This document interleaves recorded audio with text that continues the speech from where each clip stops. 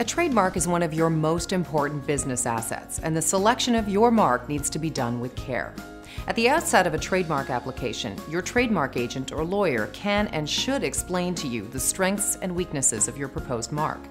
The selection of trademarks can be broken down into 5 broad categories: inherently strong marks, inherently weak marks, suggestive marks, compound word marks, and marks that have acquired a second meaning, each of which are discussed in this video. Coined or fanciful words, those that have no inherent dictionary meaning, are the strongest trademarks. They're entirely invented and do not describe the goods or services they represent. Lululemon, IMAX, and Kudo are examples of coined or fanciful trademarks. These marks convey no other information other than a specific brand.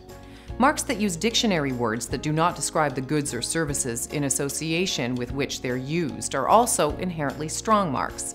BlackBerry, Indigo, and Winners are examples of inherently strong marks because the use of dictionary words is arbitrary.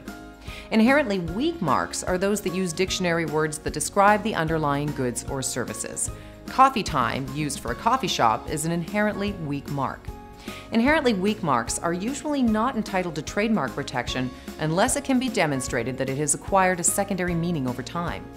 Suggestive marks are not as obviously or clearly descriptive and require some imagination to associate the mark with the underlying goods or services.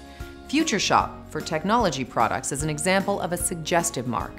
Although these suggestive marks are somewhat weak, unlike inherently weak marks, they can still be registered with the Trademarks Office. Compound word marks are marks that contain 2 or more distinct words or syllables that are made into one word. A compound word mark may also be represented by a combination of a distinctive word with a descriptive word. Examples of compound word marks are iPhone. I is the distinctive syllable and phone is the descriptive word.